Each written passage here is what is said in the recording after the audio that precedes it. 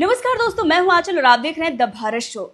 तो ईसीएल के ऑक्शन में क्या क्या हुआ, सारी अपडेट आपके सामने रखेंगे। सबसे पहले और सबसे बड़ी अपडेट आपको देते हैं एल्विश यादव की एंट्री को लेकर। एल्विश यादव की एंट्री होती है और जैसे ही एंट्री होती है उसके बाद पूरा मीडिया उनके पीछे पीछे नजर आ रहा है। इस क्लिप को देखने के बाद एल्विश आर्मी ये कह रही है कि एल्विश यादव को मीडिया की जरूरत नहीं है, मीडिया को एल्विश यादव की जरूरत है। देखिए, जो मीडिया बॉयकॉट कर रहा था वही एल्विश यादव के पीछे पीछे घूम रहा है। वैसे अगर देखा जाए तो एल्विश यादव का जो बहिष्कार किया गया था कुछ चैनलों के द्वारा किया गया था, जो एक ग्रुप चलाते हैं जो अपने फेवरेट इंसान को जिताना चाहते थे और एल्विश यादव ने रजत दलाल का समर्थन कर दिया था।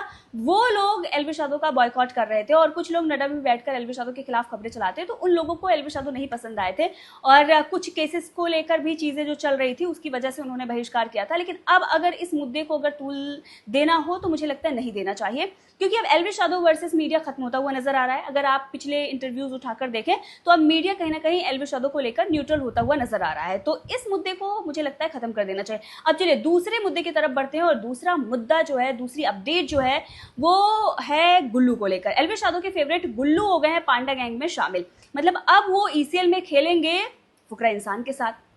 फुकरा इंसान के साथ गुल्लू खेलेंगे, ये अपडेट जो है सामने आ रही है और 50 लाख ईसीएल कॉइन्स में गुल्लू को खरीदा गया है। फुकरा इंसान ने अपने टीम में उन्हें लिया है। अब ऐसे में एल्विश आर्मी क्या कह रही है वो भी आप सुन लीजिए। देखिए, यहाँ पर सौरभ नाम के एक यूजर ने लिखा है कि he is loyal to Elvish Yadav only. Gautam Gulati जैसे लेजेंड को डबल क्रॉस कर सकता है एल्विश के लिए, तो फुकरा तो कहीं भी नहीं है, इसकी जेलसी इसको कभी नहीं जिताएगी। तो ये फुकरा इंसान को लेकर लोग जो है वो लिख रहे हैं। अब एक अपडेट ये भी आ रही है कि सिवेत तोमर जो हैं, शायद वो रोडीज में रहे हैं, उन्हें कोई 5 लाख में भी नहीं खरीदना चाहा है। जी हाँ, अपडेट ये आ रही है कि 5 लाख में भी किसी ने नहीं खरीदा। फर्स्ट राउंड में वो अनसोल्ड रहे ईसीएल में। भाई भारी बेइज्जती हो गई और वहीं पर गुल्लू को 50 लाख कॉइन्स में खरीदा गया है, जो कि ईसीएल कॉइन्स है उसमें खरीदा गया है।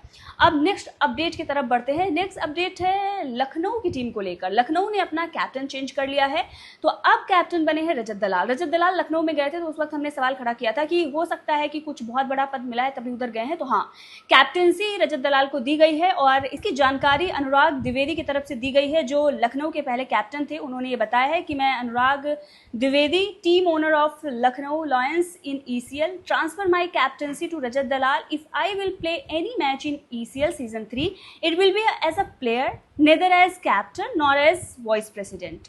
Hope the best. अब चलिए अगली अपडेट की तरफ बढ़ते हैं और अगली अपडेट जो है वो प्रिंस नरूला को लेकर है। तो जैसा कि आपने एक पॉडकास्ट देखा हो तो वहां पर कुछ इन्फॉर्मेशन दी गई थी। जो हिमांशु हैं, ओनर हैं ईसीएल के, उन्होंने ये बताया था कि इस वाले सीजन में प्रिंस नरूला आ रहे हैं। सुनिए। तो अगले सीजन हमको कौन कौन बड़ी क्रिकेट देखने को मिलेंगे और बड़ी? सो मतलब रिवील कर ही देता हूँ। आई थिंक जब तक ये जाएगा तब तक आ ही जाएगा। तो मोस्टली हर्ष गुजराल आ रहे हैं और प्रिंस नरूला भी मोस्टली आ रहे हैं। तो सुना आपने। वहीं पर इन्होंने ये भी कहा था कि ईसीएल में एल्विश यादव और प्रिंस नरूला की टक्कर होगी, वहां पर ये देख लेंगे।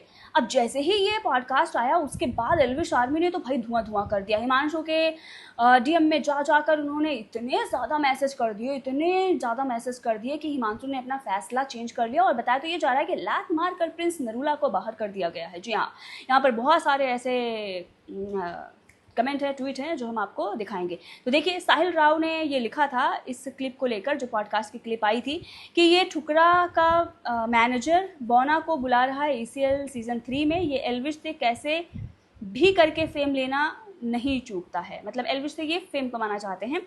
अब उन्होंने ही बाद में अपडेट दिया कि हिमांशु ने मैसेज का रिप्लाई देकर क्लियर किया है कि पॉडकास्ट थोड़ा पुराना है और अब प्रिंस बोना ईसीएल खेलने नहीं आ रहा है। एल्विश भाई इनको पहले ही वार्निंग दे चुके हैं, सो हेट मत देना आप। मतलब एल्विश आर्मी से इन्होंने कहा कि अब कुछ मत बोलना।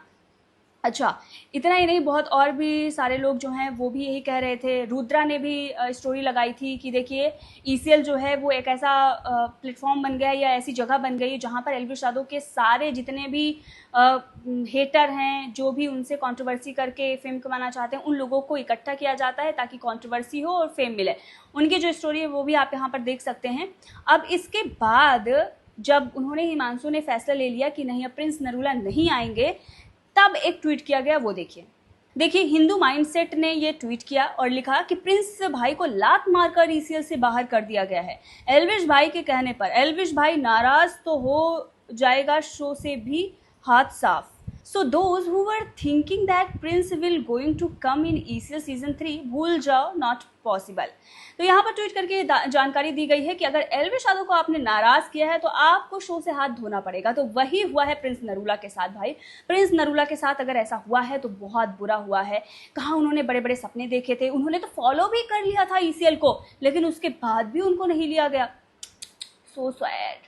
अब प्रिंस नरूला जो बहुत बड़े सपने सजाकर बैठे हुए थे, कंट्रोवर्सी करेंगे, हाइप क्रिएट करेंगे, वो अब घर में बैठकर वीडियो बना रहे हैं। सो सैड यार। चलो, बाकी जो अपडेट है वो हम आपको देते रहेंगे, इसीलिए सब्सक्राइब कर लेना।